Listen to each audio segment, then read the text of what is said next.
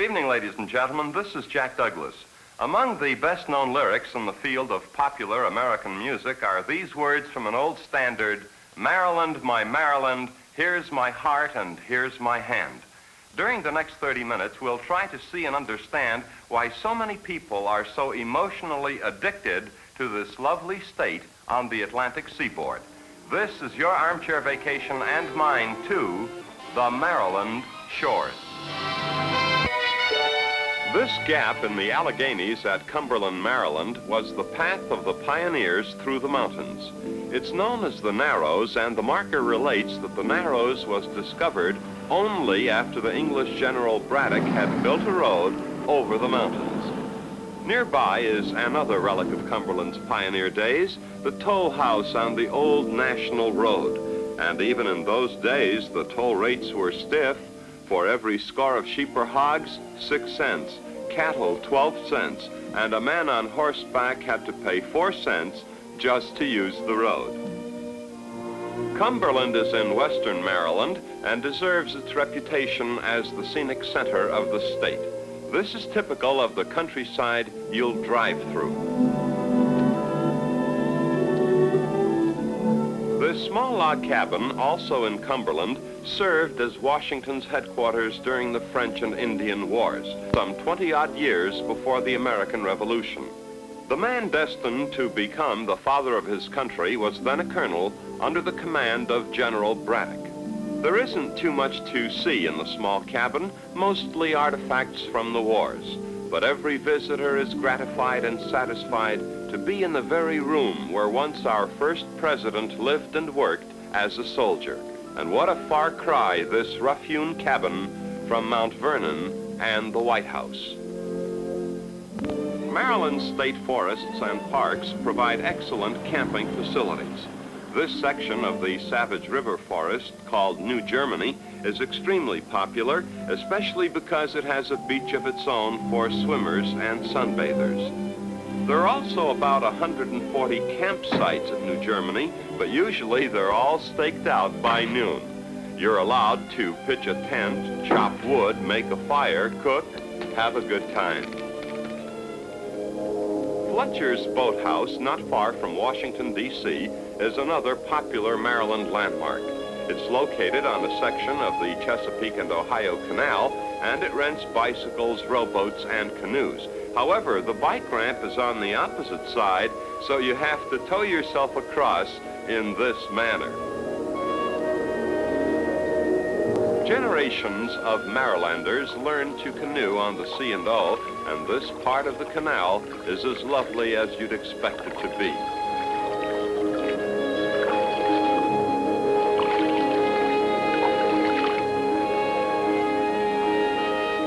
The bike trails hug the bank of the canal and ramble for miles. If you can handle a bike, it's a pleasant way to see this historic canal. The Enchanted Forest amusement park, about 30 minutes from Baltimore, gives us the chance to devote some time to the youngsters. We try to do this in each of our weekly armchair vacations. Well, here's what's in store for your youngsters and you at the Enchanted Forest.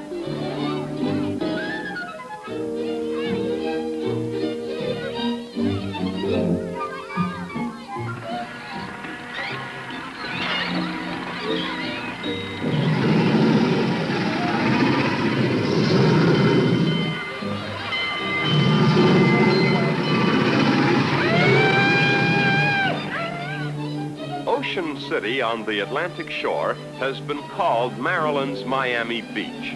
It features 4 miles of wide, white beaches, and in the hot summers, the combination of sunshine and the cooling Atlantic breeze is delightful. And just 5 minutes from the beach, the youngsters can enjoy a change of atmosphere at Frontier Town, 130 acres of what our friends in the East think a real Western town should look like. This colorful amusement park opens when school closes in June and closes when school resumes during early September. Here are the sights and sounds, the fun and frolic at Ocean City's Frontier Town.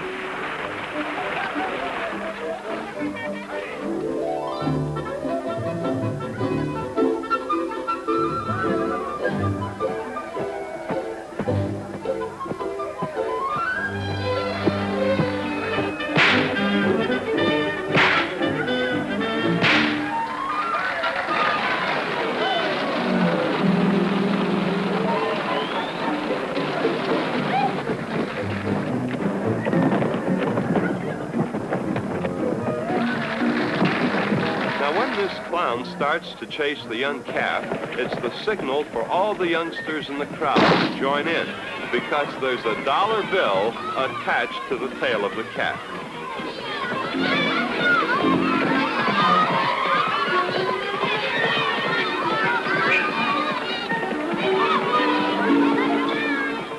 When you visit Frontier Town, we'd recommend that you set aside a full day and come early before the crowds gather. Just a few feet away from the Potomac River Bridge, which crosses over into Virginia, you'll naturally see a lot of boats and launches, and you might think that this is just a private anchorage and pass it by. Well, don't be misled. You're now at Aqua-Land, a truly unusual entertainment park for the entire family. For the children, they have Storyville USA, and it's a dandy.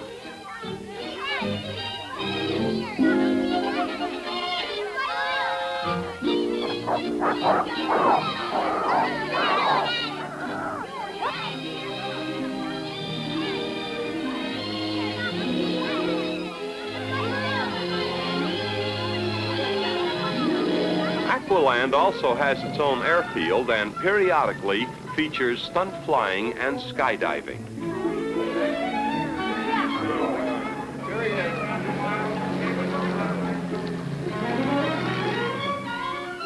But perhaps the nicest treat of all is the Aqua-Land Marina, where you can rent first-rate cabin cruisers and shove off on a cruise of Chesapeake Bay.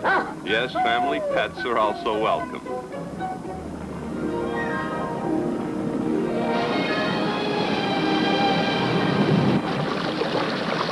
Each of the rented cabin cruisers is equipped with portable barbecues, and the menu is generally hot dogs and franks for the kids and crabs from the Marina restaurant for the grown-ups. Well, this is certainly the life. A pleasantly warm day, blue skies, and a balmy cruise along. This overlooks the Severn River, which flows into Chesapeake Bay.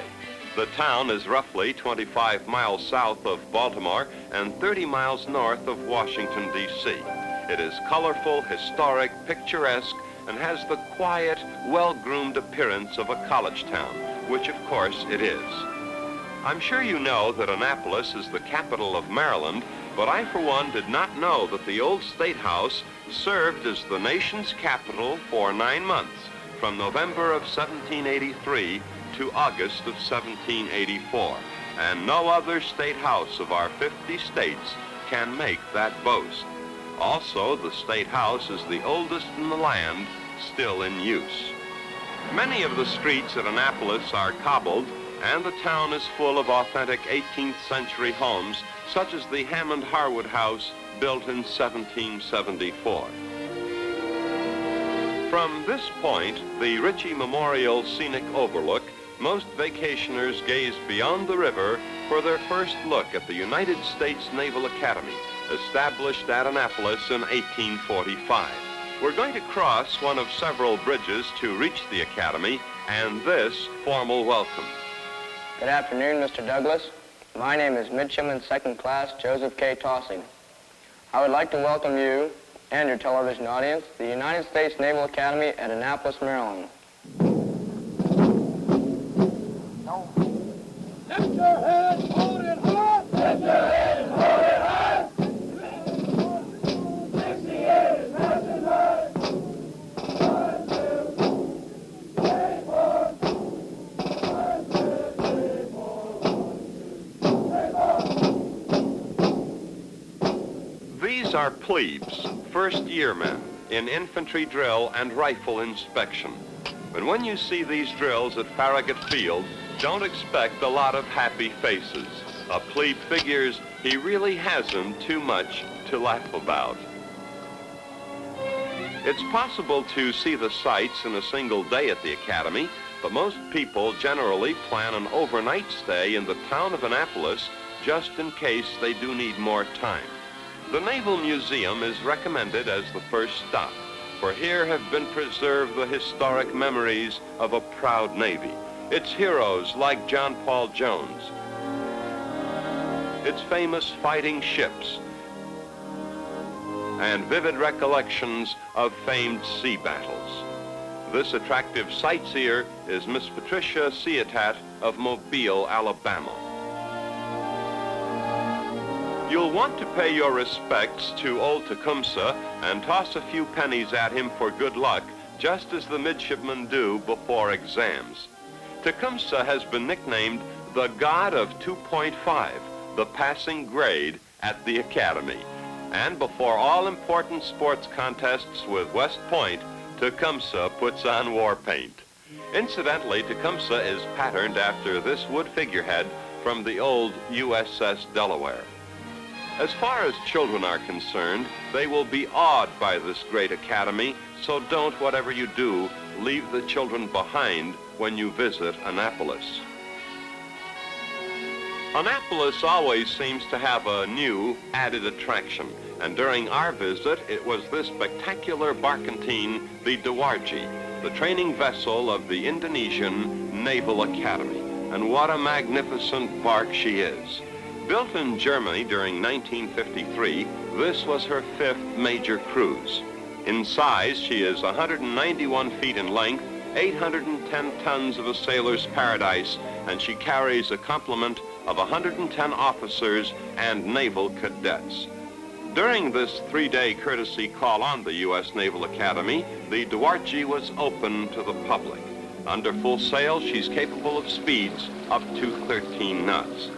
They may not be building barkentines like this anymore, and we were fortunate to have had the chance to photograph her and share her with you on this armchair vacation. On the tip of a peninsula overlooking the Patapsco River, 3 miles south of Baltimore, is yet another Mecca for the vacationer in Maryland. This is Fort McHenry, which during the War of 1812 inspired the Star-Spangled Banner. The strategic position of the peninsula was recognized as early as the Revolutionary War, when a small 18-gun fort was erected here for the protection of Baltimore's harbor. But not until the 1790s did Fort McHenry achieve status as a major fort. During the War of 1812, 16 British warships dropped anchor in the river 2 miles below the fort and began the historic 25-hour bombardment. Francis Scott Key witnessed every moment of the bombardment, and when it dawned the next day he saw the stars and stripes still waving from the fort, he was inspired to write the poem that became our national anthem. Today at McHenry, the flag flies night and day by presidential proclamation. A thorough inspection of the fort requires not more than several hours of your time, and of special interest is a small but well-stocked museum featuring displays of old handguns and this authentic Kentucky rifle. A recent visitor from Switzerland, by the way, was heard to say, "I know how it was fired, but how did they manage to carry it?" Well, it's a long one. Whatever else there is to see at Fort McHenry, nothing that is visual compares with the emotional impact of standing on sacred ground, designated by Congress a national monument and historic shrine. And remember, Fort McHenry is only 3 miles from Baltimore. At this cemetery in Frederick, Maryland, the flag also flies night and day, one of the few places in all America where the flag is permitted to be flown continuously. For this is the Francis Scott Key Monument, and in a crypt beneath it are buried the remains of Francis Key and his wife. Before and after the War of 1812, Key enjoyed great fame as an attorney and was appointed United States District Attorney during the administration of Andrew Jackson. But we must go to Baltimore, and specifically the Maryland Historical Society, for our last and most lasting footnote to the Francis Key story. Here in a gold frame, under heavy glass placed against curved and polished marble, is the original draft of the Star-Spangled Banner. But here's an ironic sidelight.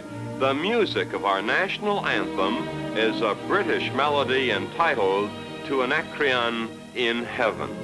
Well, the British lost the War of 1812, yet they supplied the tune of victory.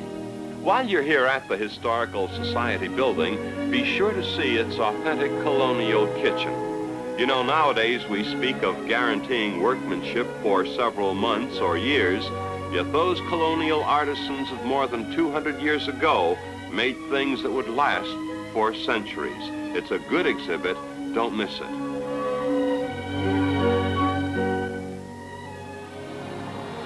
While we were in Baltimore, one person after another would say, "Have you been to our art museum? Really, you must go. It's a treasure house of golden art." Fortunately, we took their advice, and what a collection of pure genius is on display. For example, Rinaldo and Armida by Van Dyck.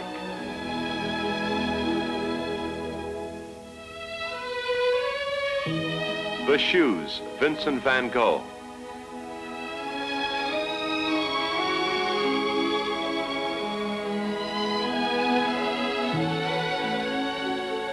The Pewter Jug, Matisse. Woman with Mango, Paul Gauguin. Two Girls, Pablo Picasso. And here, sculptures such as Man Pointing by Alberto Giacometti. Art treasures by the hundreds in this one magnificent repository. Civil War buffs, and there are millions of us in America and abroad, will want to visit Maryland to see this huge, sprawling meadow, if nothing else. This is Antietam, and here took place the bloodiest single day of fighting of the war between the states. The date was September 17, 1862.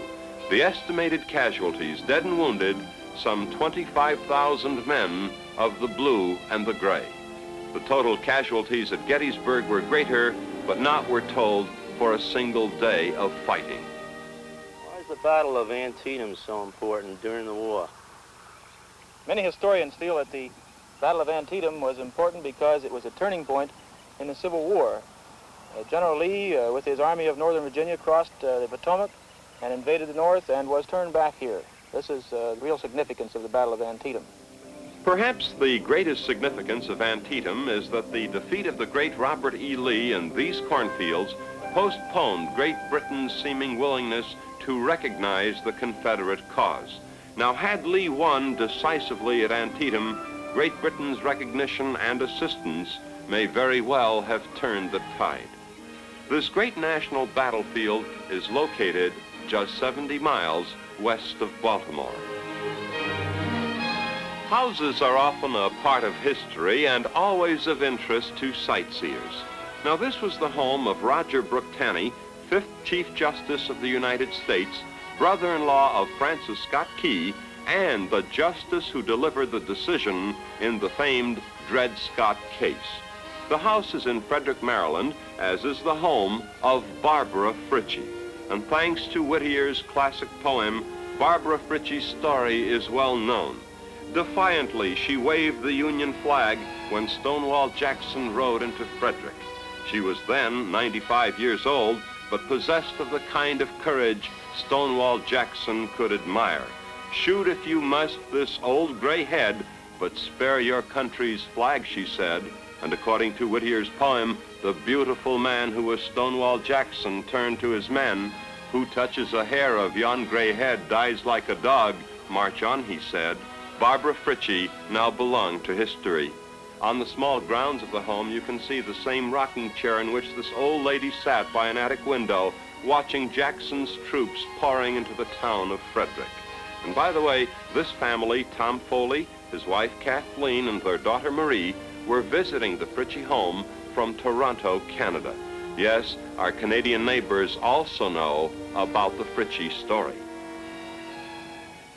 Chesapeake Bay, which is shared by Maryland and Virginia, is dotted with numerous small islands, and we're on our way to the most interesting of these bay islands, Tangier, which, while a part of Virginia, is geographically just as close to Maryland. Tangier was explored in 1608 by Captain John Smith, who gave the island its name. It was first settled in 1686, some 80 years later, by one John Crocket. In a sense, Tangier lives in the past as well as the present. Cut off from the mainland, it depends mainly on a mail boat for its communication with the outside world. The mail boat arrives daily except Sundays at 1 in the afternoon and departs for the mainland at 8 the next morning. And except for the arrival of the mail boat, excitement at Tangier is limited to fishing and crabbing, the lifeblood of these island people. During our stay at Tangier, we noticed that almost everyone who wasn't walking rode a bicycle or a motor scooter. We saw only one car while we were here, and so we asked Tangier's #1 resident, Captain Crocket, just how many cars there are on Tangier Island. I judge about 4, I think. Sir, let me ask you this question. Would you like to own a car? No, sir, I don't want to eat one now. Tangier's narrow lanes and light bridges may be one reason why cars are not in big demand on the island. A car dealership would probably go broke in 48 hours. Captain, how many people live here, and do you know all of them? Yes, sir, there's 1,100, about 1,100s, and I know most of them. Fishing and crabbing for a living isn't all peaches and cream. You work ashore as well as afloat. But life at Tangier, with or without modern conveniences, is still something to be envied. Most of the people own their own homes, and the cost of living is quite reasonable. Youngsters learn about sailing and fishing before they reach kindergarten, and they don't have to worry about learning a trade later in life. They'll harvest the bountiful bay or the sea beyond, as their forebears have done for generations. Now, as I mentioned earlier, Tangier is a part of Virginia, but it's just as easy to see it as a part of your vacation to the Maryland shores.